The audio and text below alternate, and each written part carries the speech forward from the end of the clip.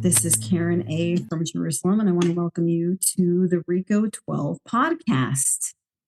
I'm part of Reco12, a family of recovered individuals across the globe that seek to bring their recovery, their spirituality, and the undiluted solution of the big book into the world and into their communities. Today I'm here with two special guests, my mom squad or my mommy god squad. We've got Kirsty and Nadia, my fellows. We're literally Afro-Euro. One is from Afro, Nadia from South Africa, and Kirsty is from England. So we take this seriously and literally, just like our big book. We are three mothers in recovery, and we like to share our recovery through the big book and the steps as it pertains to our parenting, because the big book dedicates no small amount of verbiage, no small amount of black ink to what it's like being a parent, a spouse, in the chapters, the family afterwards, more about alcoholism, etc., etc. Today, we are going to discuss step 2. Came to believe that a power greater than us could restore us to sanity. Before getting started with that, Reco12 is a recovery network. On the Reco12 website, you can go ahead and Google Reco12 if you would like to pay forward your 7th tradition to help cover Zoom subscriptions and costs. You could do so there through PayPal or Venmo. And if you would like to speak in the Afro-Euro Timezone or any time zone, you could go to the Speak Pipe section of the website and record a 3 to 4 minute share, and we'll be in touch with you. Similarly, you could just send me a message saying you would like to share your experience, strength, and hope in whatever fellowship you're in, and I will be in touch with you personally. Without further ado, Nadia and then Kirsty will go Afro-Euro. We'll go in order. We'll go Afro first. Maybe introduce yourself. Give a brief recovery bio for those who've not met you on our previous podcasts. And then we'll have Kirsty do the same. And then Kirsty, after you introduce yourself, maybe you could read step 2 slowly and define it for our audience. Yes, I've officially put you both on the spot. Okay. Take it away. Good morning, good evening, good afternoon. I don't know where everyone is, but there's a huge shout out to our Reco12 family. Karen, great to see you again. My sister Kirsty, you too. Nadia, a recovered alcoholic, an addict, and a grateful member of, these 12-step fellowships. And my life has changed irrevocably because I took the hand of someone who could walk me through the pages of the big book of Alcoholics Anonymous. And it says there, we are sure to have found something which can solve all our problems. And one of the biggest challenges of my life as somebody in a program of recovery is parenting. And it's something I can't get away from. It's like food. It's there every single day, 24/7. And this book and these wonderful human beings, these souls walking this journey with me, have helped me, because it's we of Alcoholics Anonymous, not an I program. And I had to learn that the hard way. So I'm really grateful to be here today and to snorkel through our beautiful, magical book. Thank you. Hi, guys. Oh, sorry. Yeah. Hi, guys. Kirsty, very, very grateful, recovered addict. For today, if I put my program into action, so I'll quickly qualify as an addict. What brought me to these rooms is that I had a mind that constantly lies to me, a mind that tells me that next time will be different, that I can pick that first drug, drink up. A mind that couldn't remember the badness of the last time, couldn't remember the wreckage of my life. I had a mental blank spot where I couldn't remember how bad the last time was. My mind in my own voice would say, like, this is a good idea, this will just be one. And if I'd have done a lie detector test, I would have passed it. I honestly always thought the next time would be different. And I lived in years of that great obsession of somehow, someday trying to control that use. And of course, once I put one in, for anyone new around, I had an allergy. The word allergy just means abnormal reaction. Once I put one in, I found it impossible to stop. I set off what's called a phenomenon of craving, which is beyond my mental control. So I could not stop. I could not control that usage once I started.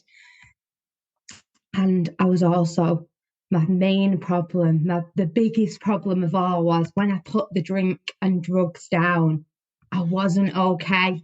When I put the drink and drugs down, I was at that jumping off point. I had this hole in my soul, which today I know is my spiritual malady, which I needed filling with only spiritual help. I come into the rooms a total mess. I couldn't be a mother, even, with all the might in the world of trying, and I could not put the substances and the drink down. And today it's not like that. And, came to believe that a power greater than ourselves could restore us to sanity is a two-part step to me. I come to believe, which is a process, not an event. And then it could restore us to sanity. I have to believe that I'm insane to want something else to restore me to sanity. And step 2 for me comes very easily when I've got a solid step 1, when I totally understand that utter powerlessness, that I'm powerlessness over my mind. My mind's always going to tell me to go back there. And then my body's powerless. I'm powerless once I put one in, I set this thing off. That is total, utter powerlessness in 2 different ways. And when I truly can see to my innermost self that I'm a real addict, that I'm a real alcoholic, then I have to, my only option is the lack of power. That was my dilemma. Page 45. So when I truly believe that the lack of power is my dilemma, then it goes on to say we had to find a power by which we could live. And it had to be a power greater than me. Like there was no other option for me. And for a long time, I was page 567, 568. I'll just get it up in my book so I don't add any words to it. There is a principle which is a bar against all information, which is proof against all arguments, and which cannot fail to keep a man in everlasting ignorance. That principle is contempt prior to investigation. And that was me. I was dying. I couldn't be a mom. I couldn't hold down a job. I couldn't manage my own emotions. I wanted to be dead, but I still did not want God. Why? I'd never had God in my life. I didn't want it. Like, why was I so against this? Because I've got a mind that lies to me. I've got a mind that tells me you can do this. My ego will come out. I put that substance and drink down and all these other things come up, which is what I need. I think Nadia just said it, to solve all my problems. My problem is me. I am my biggest problem. And all I need above what I just read, willingness, honesty and open-mindedness are the essentials for recovery, but they're absolutely indispensable. So I didn't believe, but I've come to believe. And today, gosh, when you experience God come into your life, God's always been there. The great reality is that God was always here deep down. Like, I found God deep down, but I wasn't aware. I was waking up to the presence of God in my life. And the process of coming to believe, I could totally accept that I was insane. I could totally see how the word insanity, doing the same thing over and over again and expecting a different outcome. That was my life. Keep picking up that drink, keep having that line, keep wanting to go to a festival or a party. And I kept doing the same action over and over and over again and expecting a different outcome, expecting to be able to have one glass of wine with my tea. And it was never the case. But, coming to believe has been a process. And when I experienced and was aware to God in my life, I couldn't argue with that. And all I needed to start was that honesty, open-mindedness and willingness. And with willingness, I always say action, action. I have to, it's not the steps I learn about, how much I can read in the book, how much I can speak in meetings, and I hate speaking in meetings as well. I get full of fear and sat here and fear now, but it's not that. It's going on this journey. It's a process, not an event. It's a relationship I'm building with God. If you don't like the word God, with a power greater than me, but it says it must be a power greater than yourself. It must be a power greater than my human mind. And that is step 2 in a very nutshell for me. Do you want me to hand over to Nadia? Amazing. Yeah. One sec. Hi, everybody.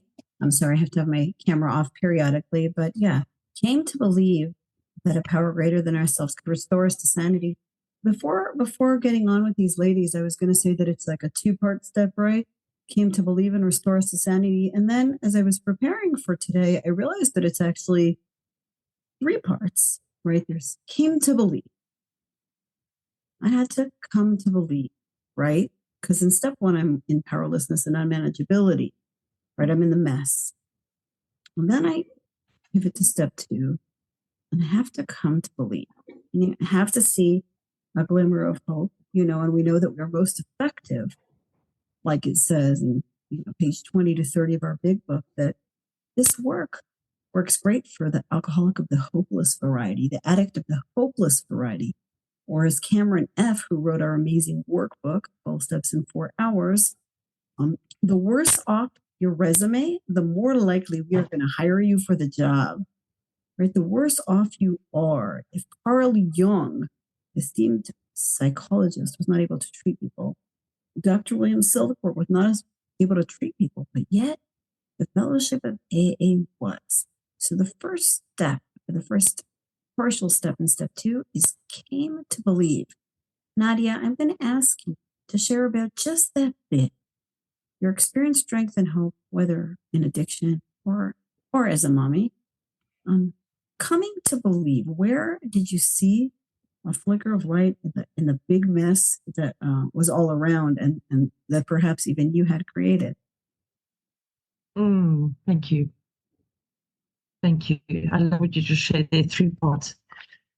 I also, in preparation for this, I went and I looked and I was like, came to, like, what is that? For me, like, I remember the experience of coming to was when I would wake up from a blackout.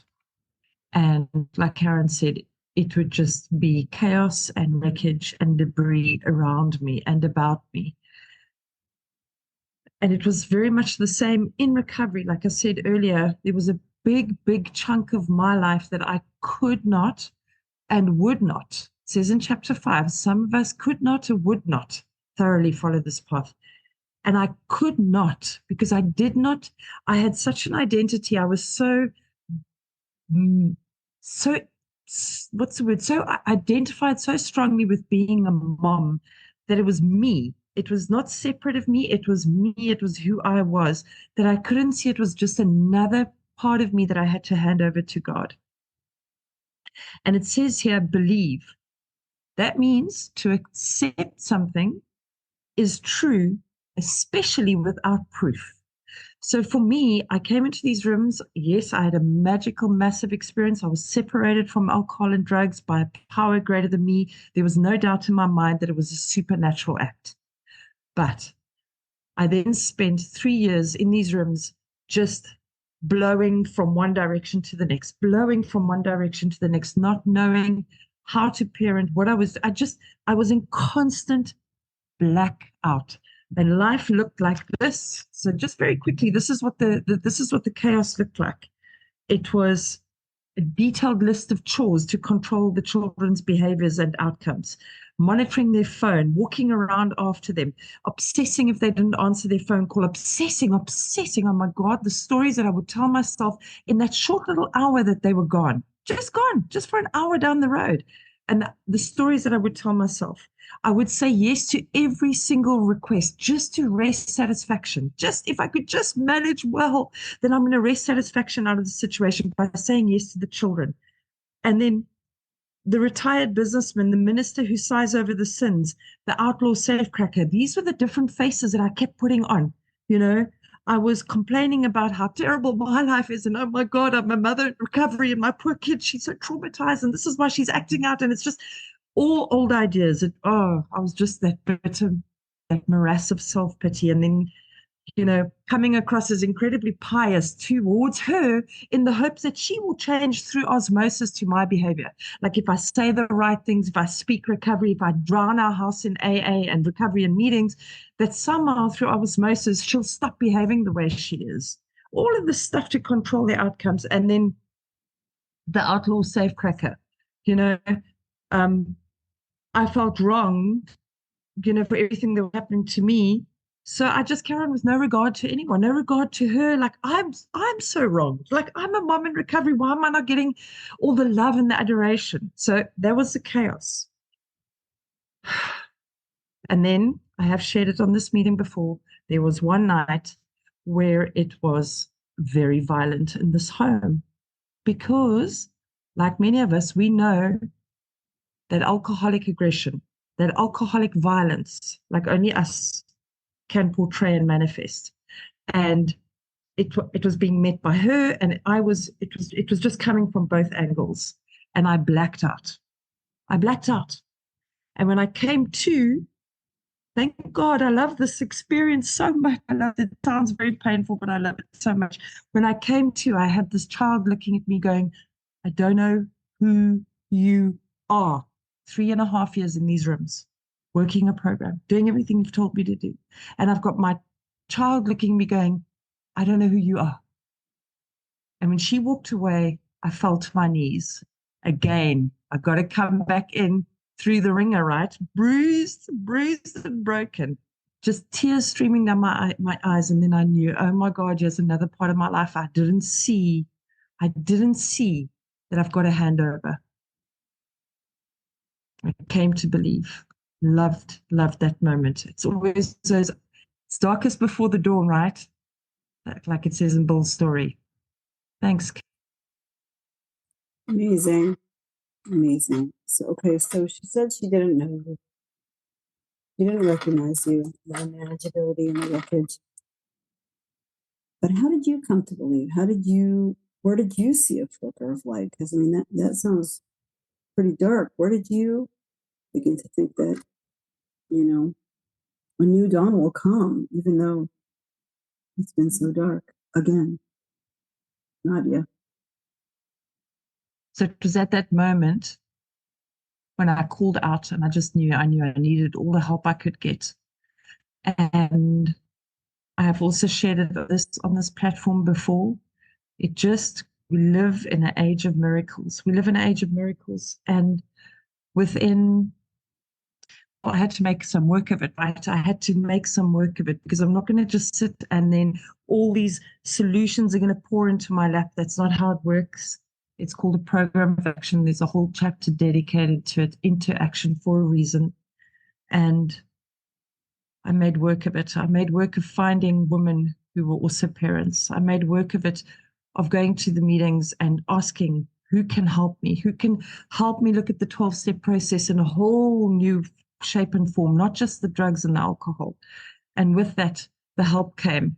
And that's what I love about this program. Like when you ask for help and you're doubting that there's a power greater than yourself, and all of a sudden the help comes from directions that you could possibly not have manipulated. You could possibly not have made it up.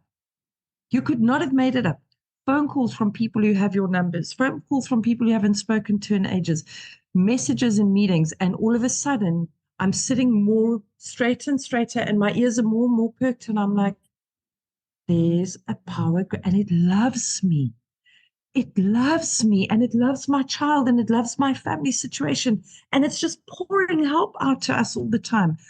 Conscious contact, you know what that means? We've always had contact. I just wasn't conscious. I wasn't conscious that I could use this power in this phase of my life. And that was my coming to believe. And it's just another level of God. Like it's this video game of God. Like I leveled up with God. Like I took him into my mama sphere. That's not Big Book. That's just Nadia speaking. Amazing. I love what you said. A couple of things. And Nadia said to us, the first step in the big book talks about is that willingness. You don't have to believe. You just have to be willing to believe. I want to get to the second part, which is a power that's greater than ourselves. But something else Nadia touched upon is, in all our affairs, in my work, I also identify as a codependent. In the cocktail of my addictions, unintended. And I parted ways with my cleaning lady of 7 years. Now, this was a bad relationship. She was loyal. She came regularly. I let her in my house without a key, but she would wear my new flip-flops that I had just bought online, expensive ones. She would talk on the phone constantly, and it was like crazy because I felt like a prisoner in my small apartment. She was on the phone. I was hoping to get some quiet in my own house. And then finally, whatever, she cried and she left and she took something personally. And I had to work my program with them. And I had to come to believe as a mommy, as a person running a household, I need help folding laundry. I need help cleaning my house. I'm a widow with 6 kids. And thank God. And I had to be willing to believe that God could send me cleaning help. God could send me another mother's helper. And see, that's what Nadia is referring to, whether in my recovery, in my food addiction, in my codependence. Do I believe that God could send me a new cleaning lady, even though we'll call her N. N was by me for 7 years, even though, and wouldn't you know, I got a man who's better and quieter and more thorough. And I got another girl from next door to fold some laundry. And we practice these principles in all our affairs. But that first part that we come to believe, I want to move to the second part, in a power greater than myself, because that means I have to get a little bit small. See, if you're smart like me or Nadia or Kirsty, that could be a real liability in these rooms because many of us are really smart. We have to get small and we have to have something greater than ourselves. So see, in order to get cleaning help, folding laundry, peeling potatoes, floors washed, because I'm working to support my family or doing homework or whatever, or even exercise, I have to believe in a power greater than myself, believe that it's not up to me and my networking and putting an advert in the local classified section. A power greater than myself, get me extra help with my kids and around the house and anything else. I purposely give a mundane example because that's what it means when we say in all our affairs. Certainly with parenting, I so related to what Nadia was saying about the control. Yesterday, I was on top of my teenager. Come home, fold the laundry. Oh, and she helped me for 5 minutes with about a 3-minute break. So I really lost it. I'm sure any moms of teenagers know exactly what I'm talking about. She was on the phone and eating schnitzel. And then I was like, you're going to touch the clean laundry with schnitzel and crumbs in your hand. And then she had to go call her best friend because she had just gotten home from another best friend. And I was starting to get crazy and I was starting to get way Al-Anon. And I was like, fold the laundry, don't take a break, put the phone out of hand, do it. And then I did my nightly review and I was like, oh, that is the dubious luxury of other mommies. I do not get to get into that kind of tizzy because I was on her back. Now, putting out of their minds the wrongs others have done. Is my daughter okay for not helping? No, spoiled. Am I enabling her? Possibly, but putting out of the minds how obnoxious those teens may be, how unhelpful, how messy, how lazy. Where was I at fault? Where was I to blame? I didn't believe that a power greater than myself could help fold my laundry and put it away.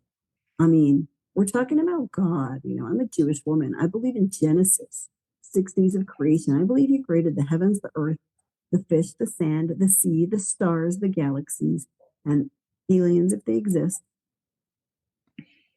Power greater than myself can't fold my laundry and put it away. Give me a break. So with that, I want to turn over to Kirsty. Can you talk a little bit about realizing that there's a power greater than yourself, how you had to get small and you had to believe in something real big in recovery, in whatever affairs, and certainly as a mommy on this Momcast?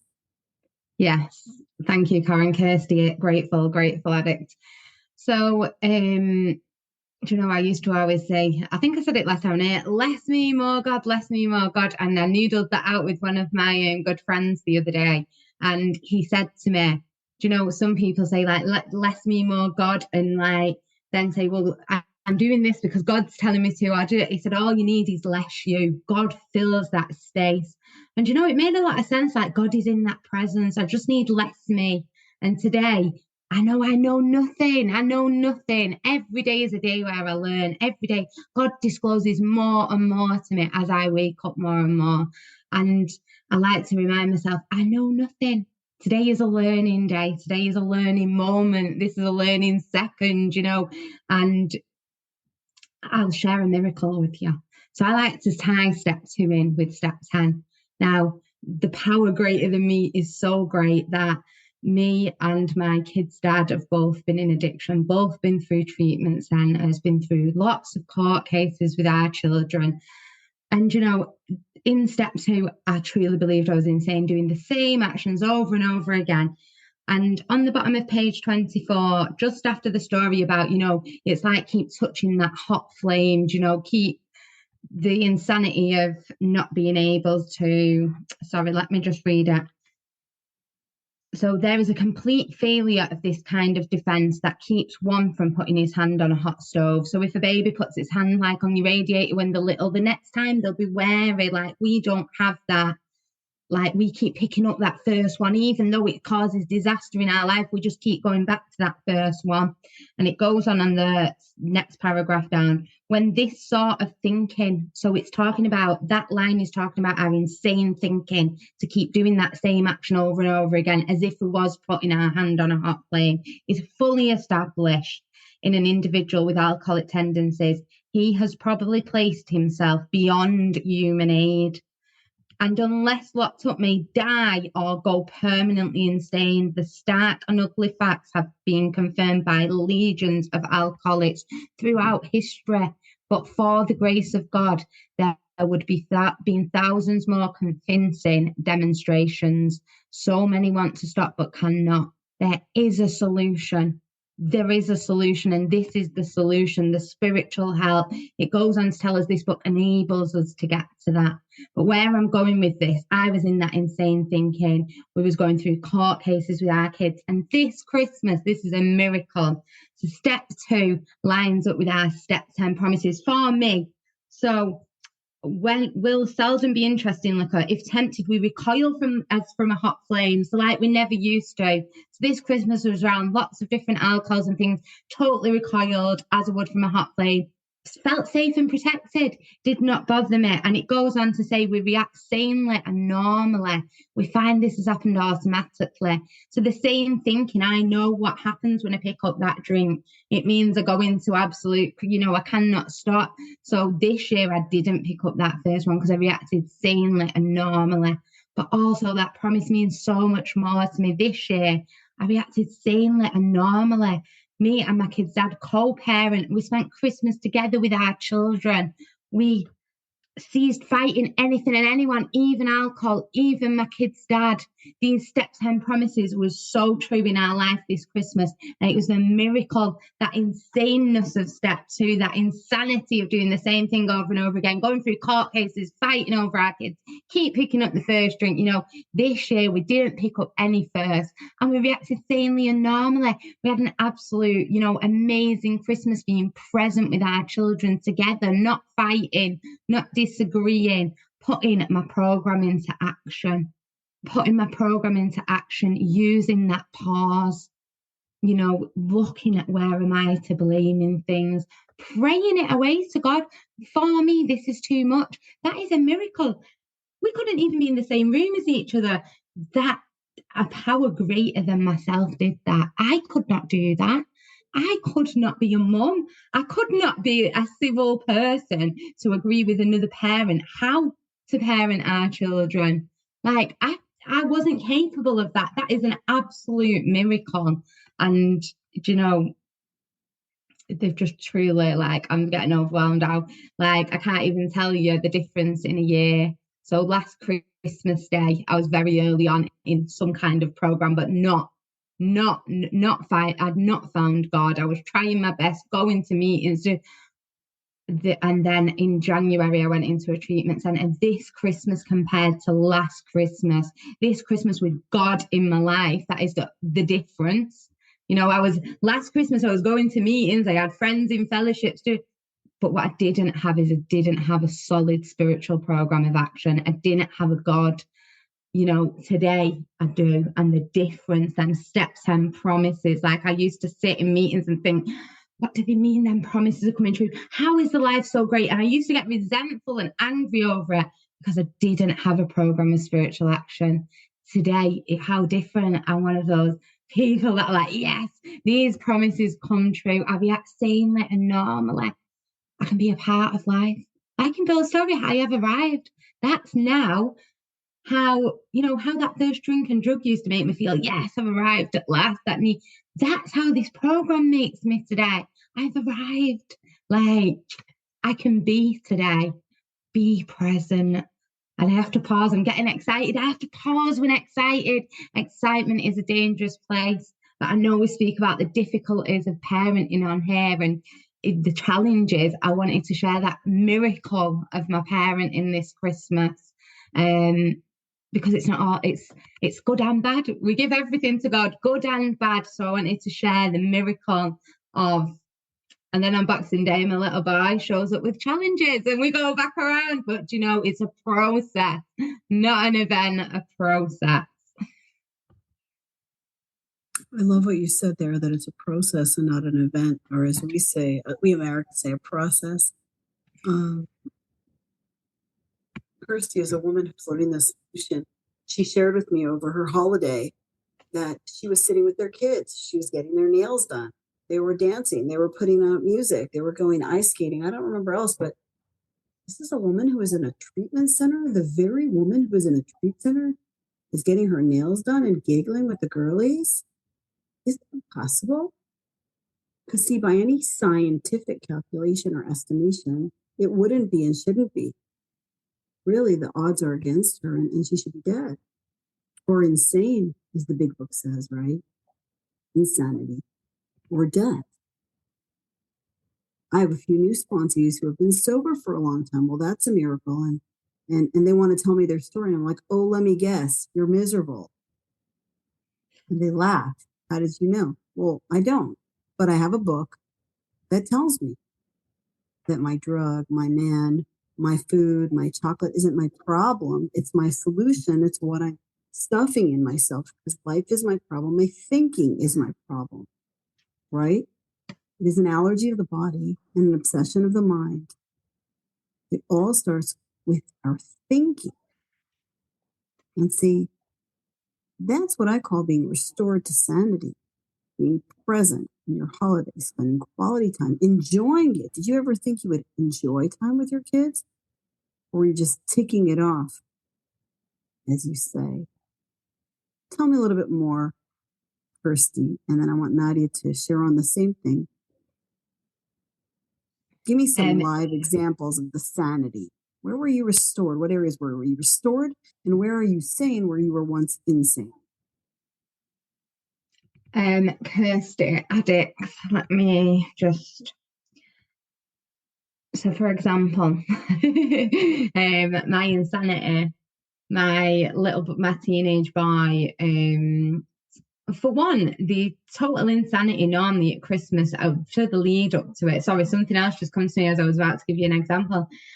And me and my kids' dad would spend weeks, even months, arguing over who had the kids, what time people saw the kids, who was getting this present or who was getting that present. How insane is that? We both love our children dearly. This year, I reacted sanely and normally because we spoke, we bought the presents together. We said, right, you get this. Oh, my mum's got this. Like, we had such sane, normal conversations. I mean, that might not sound like a lot to many people, but most people, well, people listening to this are addicts, so they probably know. In the past, all them parents' defects of selfishness, self-centered, false pride, I want to get this, me, it would always be what I wanted. Whereas this year I went into, how can I be most helpful? How can I be most useful? Like, it's not about where I want the kids to be or what makes me feel like Christmas is going to be good. Like, I wanted to go into the situation is, what is the most helpful, useful? My maximum purpose in life today is to be most helpful, most useful to God and all about me. So how could I be most useful, most helpful to my kids' dad's mum and dad, to my mum and dad, to my children? Like, I went into the situation thinking what I could give to it rather than what I could get out of it. But what I would normally want to get out of it is not so much things, just validation, you know, that I need to feel okay, so I need to do this, that to feel that way. Whereas this year it wasn't like that. So it was, what does everyone want to do? Where should the kids be at Christmas? You know, whatever happened or fell, I just went with. Instead of trying to take away, I don't know whether I'm making sense here, but just the gift, the biggest gift this year was just the gift of presence, listening to others, acknowledging others, and going with it, not being like, no, I think we should do this, or, you know, just accepting life as it was and just being. Just being in life, not trying really hard, not getting annoyed, just being. And, you know, it was amazing. It was amazing. It was amazing. And I had some struggles. I mean, I think I noodled my step 10s out with you ladies, and I had some troubles. My teenage son, the example I was about to give you, he got this electric scooter that goes fast and he wouldn't wear a helmet, and like insanely normally I'd be like taking it off him, screaming, shouting, you know. But instead we sat him down and we had sane, normal conversations about safety. And then like asked him, why are you so against him? And listen to him, listen to the reasons he was annoyed and he wanted to go out on it without a helmet. And, you know, tried to, I don't know. I'm so new to this parenting. And even though I've got a 15-year-old, I feel like I'm a new parent because I was reborn. At my step 3, I'm not the same person. So I'm so new to this. But to me, I felt like that was a lot more sane and normal than ever I would have normally dealt with a situation. Don't get me wrong, I struggled at times. I had to take myself out of the way, go for a walk, connecting to God, speak to another addict, check my thinking because I can't, you know, and work together with other people, accept the help of my children's dad, accept that he is a good parent and, you know, that I don't always know best, get the outside help and God, go to God on everything. And, you know, God always comes through for me, you know, I have that ultimate trust that as long as I put the right action in, God has got me. God has got my children today. Nadia, restored to sanity. Tell us how you're restored to sanity. Your parenting's restored to sanity. Recovery sanity. Thank you. So I'll just quickly take you to page 21, the third paragraph. So this is what it looked like in our house. There was a Dr. Jekyll and a Mr. Hyde. So you guys in the rooms would see the sweetest little bubbliest human being come onto the meetings. And once I ended meeting and jumped off here, it was a complete psycho, antisocial, acting dangerously and disgusting. I was incredibly dishonest and selfish and lack of control. I would do absurd, incredibly tragic things. The list goes on and on. You can go to page 21. That's what it looked like in our home, in here, without me parenting, without a spiritual solution. And now, what it looks like now after I had this. So there was this, Chrissy, you said it. We were reborn. And I think there's many times, for me, I don't know if this is everybody else's experience. For me, I have been reborn many times in this process. Spiritual awakenings, new levels. I don't know. It's like next level up. And I was reborn as a parent into this program. And I'm sure there'll be a couple of more shedding of the parent's skin and the old ideas and the limiting beliefs. But what it looks like now is talking, communicating, allowing my daughter to come with her ideas, keeping quiet, listening attentively, not criticizing, not arguing, putting aside all the wrongs she has done, using these spiritual tools, using these suggestions that are in here. And, you know, we come and she it's so much more peaceful in our home, guys. It is so much more peaceful in our homes. And when I put up my hands and I say, Mama has to go now, because if what next is going to come out of my mouth is going to be crazy town stuff, there's going to be more men. It's just going to be you feeling confused and angry and hurt. I need to walk away. And she's like, she's got it this time because she's seen enough crazy cuckoo in her life. And I can just lovingly, firmly just say to her, I need to go. I need to pause because I'm agitated. It's not really the words I use, but anyway, we mix it up, we make it work. Here's what it looks like. These are the promises. You touched on the promises, Kirsty. Here's some more. This book is full of them, and this book is full of some secret, sneaky promises too, even in the stories afterwards. So on page 475, one of the ladies that I'm working with in taking through this work again, she's an incredible gift to me, and we're working shoulder to shoulder. She read this to me this morning. I want to read it to you. Page 475, near the bottom of the page. The people, the moms, the parents, the uncles, the aunts of Alcoholics Anonymous have provided a haven where if I remain aware and keep my mind quiet enough, my higher power, God, leads me to amazing realizations. I find joy in my daily life. Oh, yes, daily shots of joy in being of service, in simply, Kirsty, you said it, being. Karen, you said it, being. I loved what you shared about Genesis, the God of Genesis. Man, that was beautiful. Wow, got me crying. I have found rooms full of wonderful people. And for me, each and every one of the big book's promises have come true. The things that I have learned from my own experience, from the big book, and from my friends, my brothers and sisters in AA, CA, OA, SLAA, doesn't matter as long as we're working at the book, my fellowship of the spirit, patience, acceptance, honesty, humility, and true faith in a power greater than myself are the tools I use today to live my life, this precious life. Do you remember when you worked step 2, Nadia? Do you remember the first time you came across step 2? Or when you read it with a sponsee and helped them understand coming to believe? Nadia? I remember the first time for me. It all happened in one. That step 1, step 2, step 3 experience happened for me in an eye blink. And it's each time. It is each time I have to relinquish yet another modicum of control, this perceived control that I have. And when I'm taking my sponsees through that, because what you can see when they're sitting there and there's this part of their life that they're still convinced that they can control. They're still convinced they've got power over it. They're still convinced that they can manage it. And the minute God, the minute life, the minute you as a sponsor or someone doing the work with somebody else shoots that truth at them in that moment of like, oh, no, I am completely powerless. That magic of conceding that you're powerless is where that very next waking up to, oh my God, I need something greater than me. It can't be me no more. It can't be me no more. And this has happened time and time and time again in my recovery process in these rooms.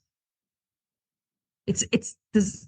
I hope I'm coming across properly here, but it's that moment of like, I don't have the power. Oh my God, there's something else. And thank God in this process, I have come to believe a couple of times, God reveals more. It says God will reveal more. And each time I think, okay, cool, I've hit the ceiling. The ceiling comes crashing down on my head and I get to experience some more. In that pain is that beautiful, beautiful spiritual growth towards God, towards Him, which is inside. But yeah, thanks. Amazing. We're going to take a question here. Kirsty, one of our audience members asked anonymously, how do you feel God's love and care? Can you share how to build a spiritual practice and the most important daily elements? How do you hand the kids over to God? What do you say to yourself? Great question. Yeah, big question. So it was a three-part question, if I'm right. The first, can you just repeat the question, Karen? Spiritual practice. So what do I do? How do I build a spiritual practice? Oh, yeah. How do you do a spiritual practice? And then let's just make it two parts since we're running low on time and we started late. And giving the kids to the care of God as you understand Him. Okay, so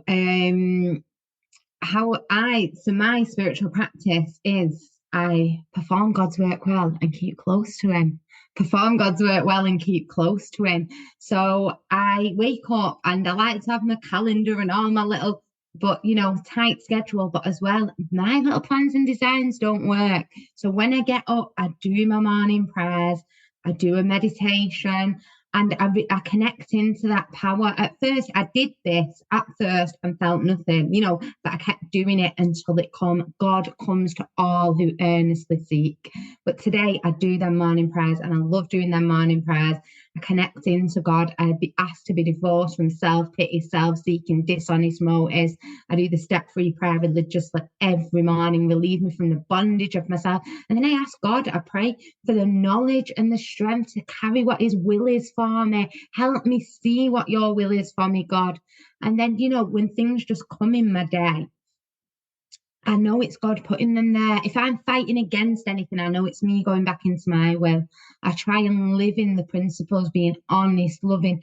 Like sometimes I don't always know if I'm in God's path, but I know what's not in God's path. So I know if I'm living in all them principles, then I know I'm close to God. And when I perform God's work well, when I help others, when I take on service, work with another alcoholic, or be helpful. My main thing is being most helpful and most useful. I feel like that's when I'm closest to God. And all these miracles in my life, like the help I get from my kids' dad with my kids, things like that would never have been imaginable to be possible. That is God. I know it is because I know it is not me. And how do I, the second part of the question, so my daily spiritual practice is prayers and meditation in the morning, pausing, always connecting into God. If I feel, anything, then I connect into God. My daily practices are to connect to God. The more I connect with God, the more present I am, the more I feel I'm with God. And then I do prayers and meditation again in the evening, but I do pray a lot at night. I do pray a lot throughout the day as well. And just generally, like in simple terms for anyone new around, being a good person, doing the things that I never used to do. So, swapping the selfishness, self-centeredness for kind acts, going out of my way to work against what would be the norm for me. And how do I turn my kids over and things with my kids? Do you know, it's a hard question because it changes all the time. It changes all the time. Today, I absolutely know I have no control over them, and I can't have. I absolutely know that in my heart, and I know when I fight against outcomes, that it doesn't work. It doesn't work. So today, the easiest way I can explain it, if I have a problem with my children, I have a lot of fear around my teenage son being out. He gets in a lot of trouble and does a lot of things that I don't want him to. But it's not about that today. So I put the right action in always. I always do the responsible things, make him be in at a sensible time, put boundaries in place, put the right action in, but the outcome I absolutely leave in God's hands. And it says in the book, I can't remember the exact word, I have to have ultimate trust in God, infinite trust in God and not myself. So if I totally trust God, then I totally trust His outcomes. And I do. I have total faith that God has got me if I perform God's work well. So I keep close to God and try and perform His work to the best of my ability. And I know God's got me, got my children. And I don't know if that explains the question. So if it doesn't, please ask the question in another way, and I don't know if that's answered the question. Thank you. Thank you. I'm going to answer the question as well before I hand it over to Nadia. How I give it over is I want my daughter to fold laundry. She wants me to joke around with her and talk about her friends. God wants me to be present for her. So, right, we stop doing the things we want to do. Control, control, control, boss around, yell, scream, bully, manage. And I do the things I don't want to do. You know, I was ticked off my daughter didn't help with the laundry yesterday. Now, I thought saying sorry wasn't, you know, we don't mumble apologies, but this morning, on a diet, I said, I went to sleep. I did a step 10 on that. I was like, okay, I got to make an amends here. Putting out of our minds the wrongs others have done. But I did cut her an apple and I bought her like a 65 calorie fitness bar. And that was my living amend for today. And I'm going to keep praying on that. But that's how I give my child over. I ask, what does she want? What does she need? And then what would God have me be? Who would God have me be? Nadia, you want to answer that one?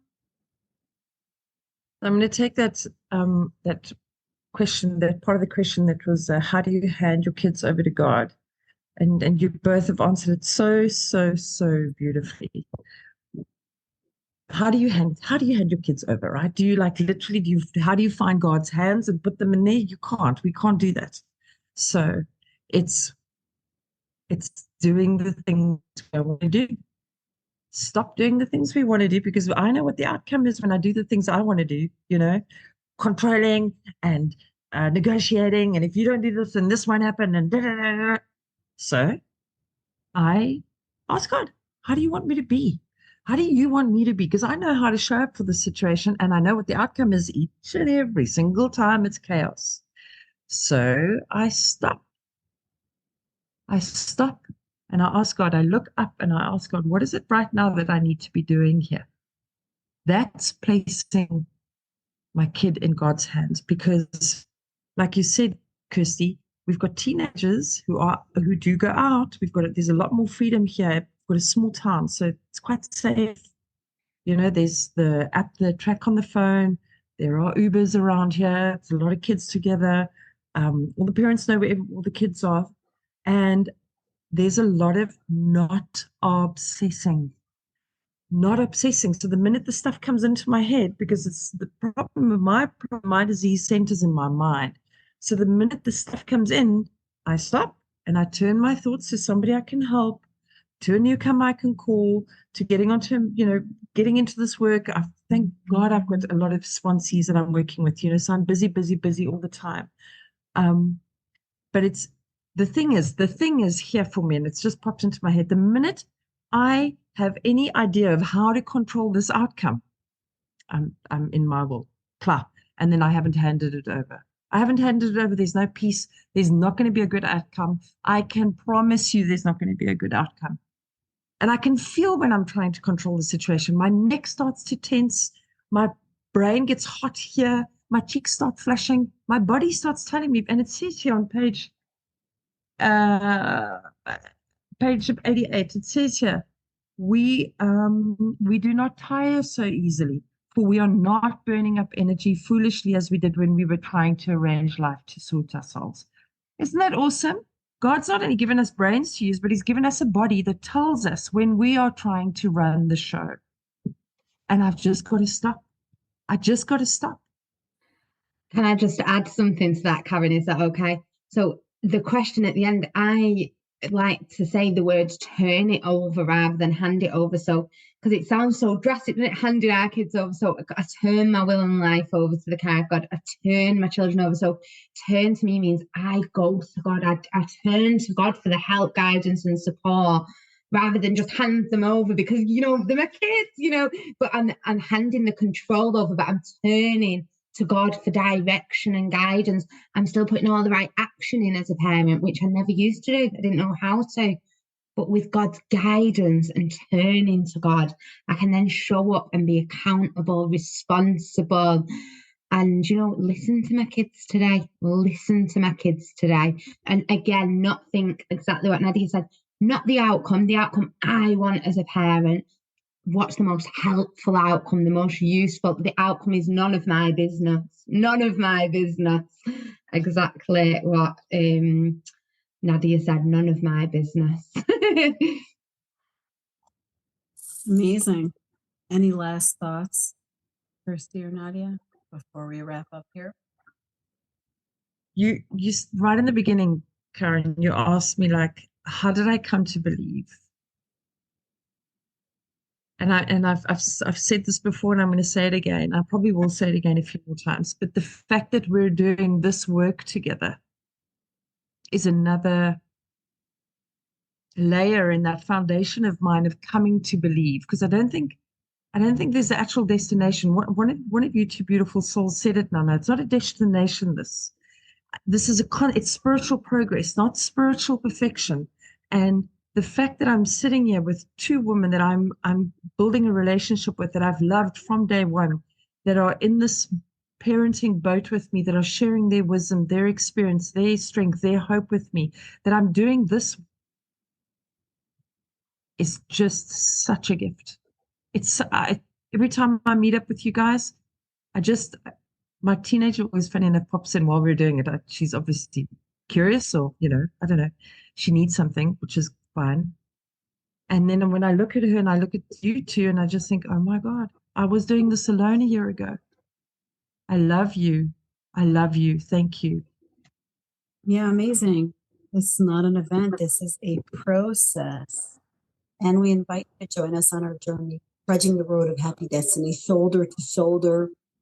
We invite you, Kirsty, Nadia, you want to put your contact info in the chat. You could find me or any of our ladies by going to Reco12.com. You can reach out to Justin B. We are happy to trudge this road with you, to trudge the parenting road. You show up for this meeting as a participant, or if you want, you could share. And I promise you, your parenting, your employeeship, your honesty, your business dealings, everything will be much improved, right? Because you have a commitment. I probably didn't lose it on my team yesterday, because I know I had to suit up and show up today, even with all our technical difficulties, which I sometimes have, but that's okay. That's part of God's plan. So with that, I'm going to say a little prayer. We can all take a deep breath together. And my prayer is to all of you, that whether as a mommy, a wife, a friend, a coworker, a daughter, or a sister, or just a good old fellow, you may come to believe and be restored to sanity. Thank you, everyone. Thank you, Kirsty. Thank you, Nadia. Thank you to our participants and the Reco12 family. Have a great day.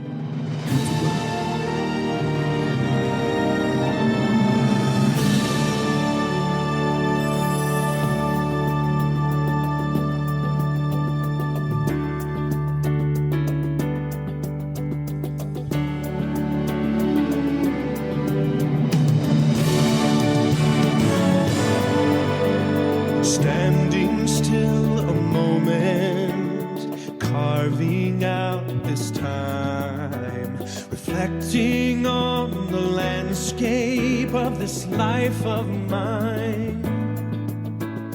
Peaks too high to conquer, streams too wide to cross, troughs too deep to walk through without incurring loss. Yet here I am, still standing tall, despite the rough terrain. One like me survived the storms and walked through wind and rain. Still standing, I will fight the good fight, still searching